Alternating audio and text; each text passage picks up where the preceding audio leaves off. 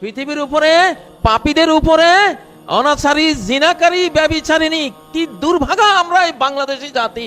বলা হচ্ছে যে যারা ক্ষমতায় আসলে মেয়েদেরকে জিনা করতে দেবে না, এই জন্য ওদেরকে হারিয়ে দিয়েছি। ওরাই পাশ করেছে, হারিয়ে দিয়েছি কেন? মেয়েদেরকে বদমাশি করতে দেবে না, এই জন্য।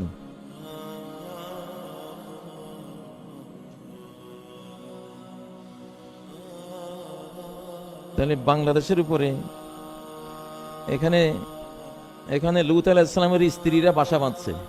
আযাব যে এসে গেছে, লূত আলাইহিস সালামের স্ত্রী এখানে বাসা বাঁধছে, ও তার ভাষাই তো কথাটা হলো যে লূত আলাইহিস সালামের স্ত্রী পাথর হয়ে রয়েছে, জর্দানে গিয়া দেখেন দাঁড়ায় রয়েছে। ফেসবুকে সার্চ দেন, ওই হযরত লূতের স্ত্রীতে এই অপরাধেই তো আল্লাহ তারে নিপাত করে দিয়েছেন। ইল্লাম রাআতাক ইন্নাহু মুসিবুহা মা আসাবাহুম। ও লূত, তুমি আমার পয়গম্বর, আমার নবী, তোমাকে আমি রক্ষা করব। ইল্লাম রাআতাক, তোমার স্ত্রীরে বাঁচাবো না, ওরে আমি ধরবই, ওরে আমি শেষ করে দেব। ইন্নাহু মুসিবুহা মা আসাবাহুম। ওই লূত আলাইহিস সালামের কওম ওদেরকে যেই আকাশী গজব ধ্বংস করে দেবে, তোমার স্ত্রীকে সেই গজব ধ্বংস করে দিবে। বাংলাদেশের এই মহিলারা ওই লূত আলাইহিস সালামের স্ত্রীর চিত্রগুলি দেখো, কি বলেছো তোমরা, কি বলো তোমরা। আমরা এগুলি বাংলাদেশের মহিলা না, এগুলি আসলে ফাইন্নাহু মিনহুম, এগুলি হলো পশ্চিমা মহিলা। এগুলি বাঙালি নামের অবাঙ্গালি, বাংলাদেশি নামের অবাংলাদেশি পশ্চিমা মহিলা, কওমে লূতের মহিলা, অপরাধী জাতির মহিলা। পৃথিবীর সমস্ত ধ্বংসপ্রাপ্ত জাতির প্রত্নতাত্ত্বিকরা যখন তাদেরকে খুঁড়ে বের করে মাটির নিচ থেকে, 2, 4, 10, 12 কিলোমিটার নিচ থেকে যখন ওদেরকে খুঁড়ে বের করে, দুইটা জিনিস কমন পাওয়া যায় প্রত্যেকটা ধ্বংসপ্রাপ্ত জাতির প্রত্নতত্ত্বের মধ্যে। তাদের রেখে যাওয়া স্মৃতির মধ্যে দুইটা জিনিস কমন পাওয়া যায়, একটা হলো মূর্তি আর একটা হলো উলঙ্গ নারীর ছবি। সেই উলঙ্গপনা, সেই লূত আলাইহিস সালামের স্ত্রীর সংস্কৃতি ওয়ালারাই বলছে ইলেকশন ইঞ্জিনিয়ারিং করে হারিয়ে দিয়েছি পবিত্র নারীদের জাতিকে, কারণ ওরা আমাদেরকে জিনা বা বিচার করতে দেবে না। আস্তাগফিরুল্লাহ, নাউজুবিল্লাহ, লানত এদের উপরে। আল্লাহ তোমার লানত দিয়ে সারা পৃথিবী থেকে এই শ্রেণীর নাপাকিনী লূত আলাইহিস সালামের স্ত্রীর এই নাপাক অস্তিত্বগুলি তুমি মিটাই দাও আল্লাহ। এগুলির কারণে আজকে সারা বাংলাদেশের মানুষ মনের মধ্যে একটা চাপা, একটা জগদ্দল হিমালয় পাহাড় মতন বেদনা মানুষের অন্তরের মধ্যে, এগুলির কারণে। সময় নাই, মনে করো না আমি তোমাদের ধ্বংসের কারণ, আমি তোমাদের ধ্বংসের কারণ না। সৃষ্টিকর্তার ফয়সালা শেষ, এখন শুধু বাস্তবায়ন দেখো। সময় নাই।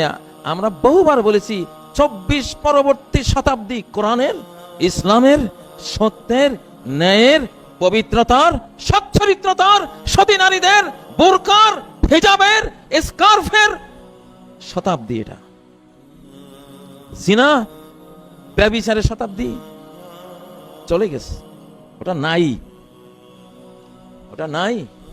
এই জন্যই এই শ্রেণীর মানুষগুলির বিরুদ্ধে গোটা মানব জাতির ঘৃণা এখন উথলে উঠতেছে। নাই জিনিসের চর্চা কেউ করবে না, করো না।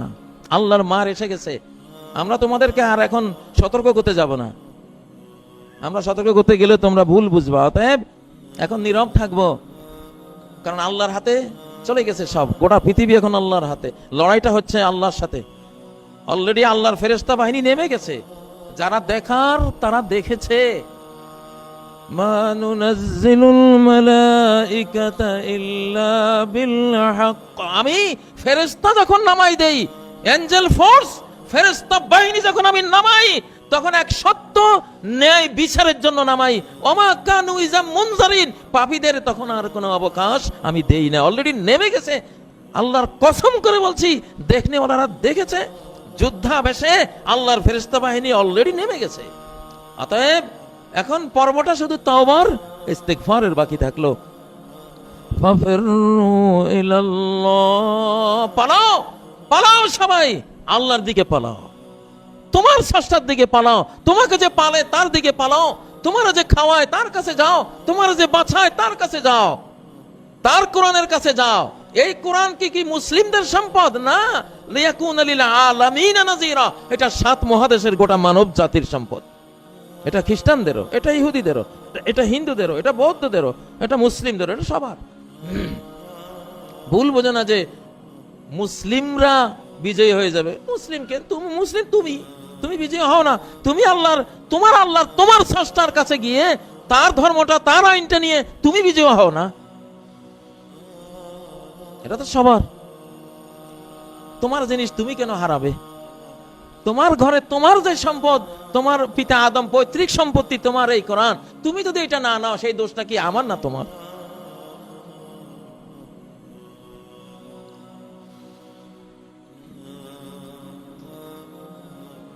আমার এখন অন্তরে খুব হাসি, আমার খুব আনন্দ, আমার ভিতরে কোনো দুঃখ নাই। কারণ আমি যে ভবিষ্যৎটা দেখতেছি, কোরআনিক জানালা দিয়ে, কোরআনিক আয়না দিয়ে যে দেখতেছি কি আসতেছে।